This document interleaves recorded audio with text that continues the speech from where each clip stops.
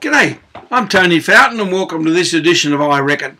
The one issue I've chosen to talk about in this issue is that of immigration, because it's obviously a very hot topic here in Australia at the moment, and of course the tragic events of a couple of Fridays ago where that young 15-year-old boy murdered the police employee. For what reason they still haven't worked out, brought it all together. But in saying that, with the tragedy of what happened, it's very rarely I've seen in life that there's not good comes out of everything, and good did come out of that, insofar as the Muslim community stood up and they just basically said, you know, this is not on. If you don't like Australia, get out. And Malcolm Turnbull said the same thing. I was very pleased to hear him say that in Australia we have one law.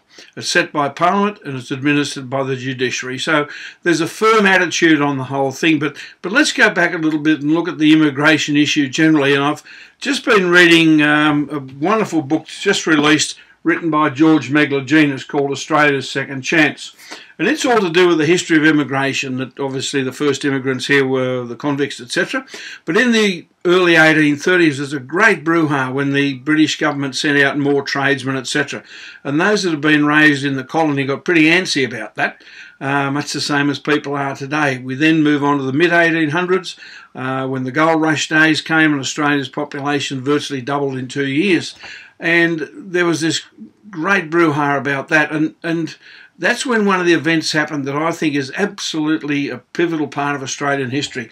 And I have no regrets or whatever about being it. This is when Eureka started, the Eureka Stockade, and I'm an unashamed Eureka fan, because out of Eureka, that became what I think is the key part of being an Australian. It's a fair go for all. Out of that came the 8-hour working week, first time ever in the world. There are a whole heap of social conditions. The right to vote came that you weren't just a property person came out of that. From the Eureka Stockade itself, 11 men went to trial on treason. They were all acquitted. That's the first time that ever happened in the world, where the British Crown had been beaten in a court of law. And this was all the immigration side of things that was the head of it.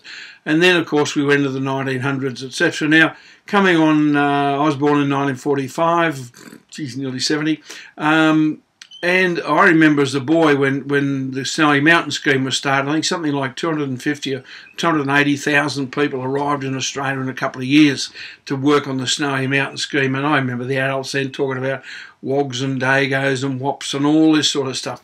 But the reality is, those people all, well, in greater percentage of them, all became constructive Australians, and they worked for the common good. They'd come here to get away from the ravages of Europe. They saw a future in Australia, and they became part of the community. And I think that's what you're going to find with the immigrants of today coming in as well. Certainly you've got ratbags amongst them, but we've got ratbags here already that we grew ourselves, so don't get too worried about that. But these people are coming to Australia. They're coming to better their lives, for their children. They can see a future in it.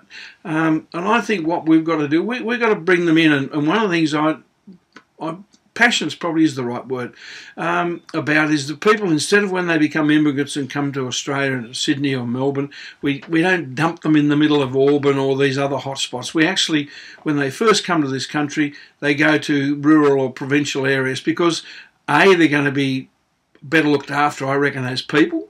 I mean, these people are coming from some terrific trauma. We got no concept of what they've been through to have arrived in Australia, be it Syria or wherever else. You know, it's just unbelievable. So they're going to need some nursing to get them back to humanity. But in the process, we can also educate them to what it is about being an Australian. And I remember probably 15, maybe 20 years ago, talking with a wonderful old gentleman who'd come out from Lebanon to Australia. And he said to me, Tony, he said, don't worry.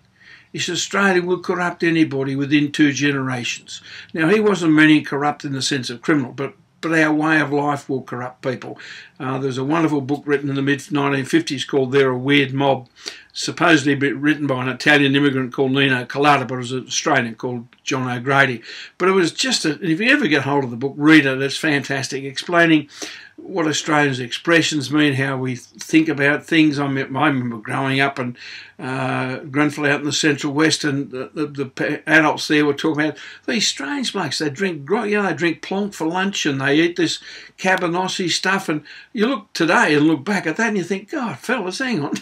We go walk into a food hall anywhere in Australia, shops, and between all your Italian, Greek, Korean, Chinese, all these foods, they've all come to Australia because they've been brought in with the people that came here. So I reckon we've got to give it a go. Let's get them in, make them worthwhile, as the Muslim leaders and as Malcolm Turnbull has said, if you don't like the place, find another one.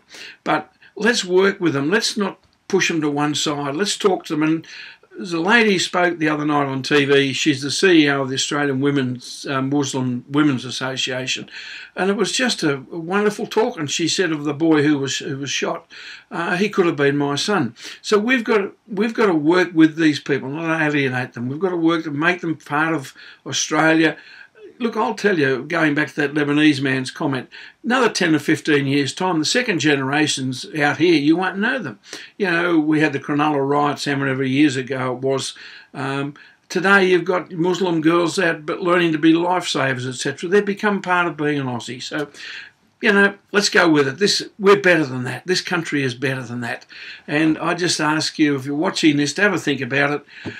If you are serious, get hold of this book and have a read of it, because it really brings it back. What we're doing now has been going on since 1830. So that's it for the day. I reckon that's the go. Thanks very much for viewing, and I'll catch you on the next trip. Remember, as long as you've got a pulse, you're having a good day.